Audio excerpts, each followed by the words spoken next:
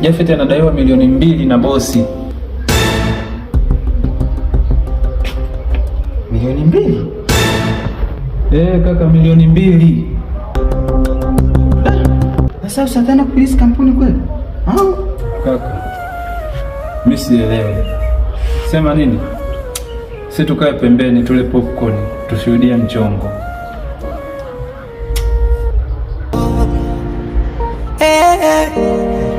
Nikisema nikupe hiki kichwa huwezi beba, takufa kwa mawazo.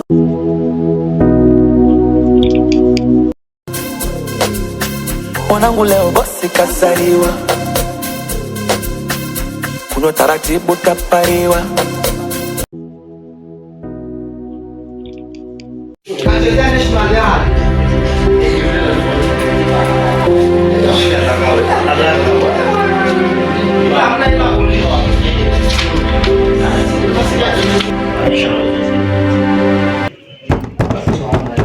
Come in.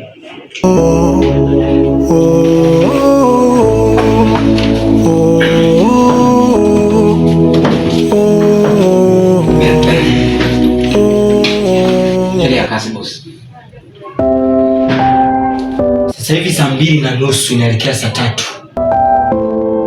Mbona umechelewa kazini?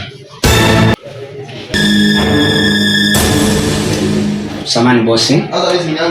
I think nilikuwa nimetingwa na majukumu bora kuliko kazi, sio? Mpaka unachelewa bila kutoa taarifa. Hapana, sikuwa na lengo hilo, lakini niombe samani kwa sababu yamekuja suddenly. Hakuna cha suddenly.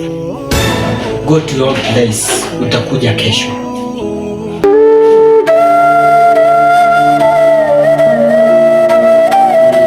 Lakini ni cast kindunga wewe.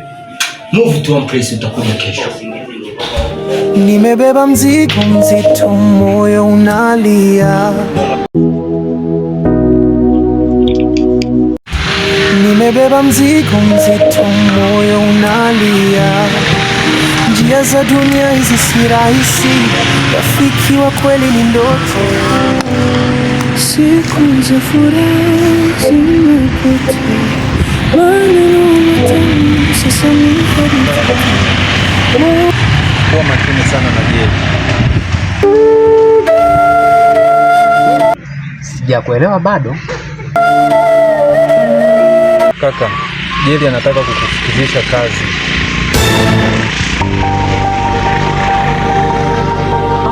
Mungu wangu, mbona kama kila siku mimi ni bara, mikosi matatizo ni kwangu. Kwa bosi kimeumana, Jeli tena naye ataka nifukusishe kazi. Mungu si wewe, umeniumba unaujua udhaifu wangu. Ili jaribu siwezi. Huruma ni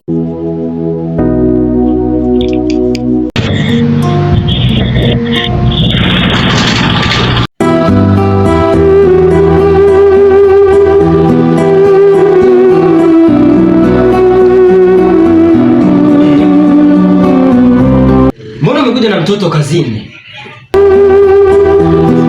Ni mwanangu.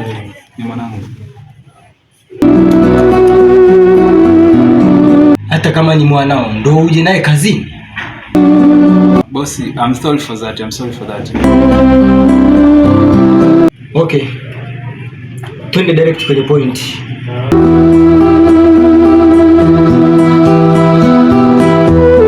Mimi nina agenda muhimu. Agenda gani? Bosi, nilikuwa naona kwa huyu rafiki yetu ambaye ni Jafet, kwa sababu amefika hapa lakini anafilisi kampuni. Kwa hivyo nilikuwa naomba sehemu yake nifanye kazi mimi kwa sababu naiweza. Jafet huyu mfanyakazi wa kampuni yako? Ndiyo bosi, Jafet huyu.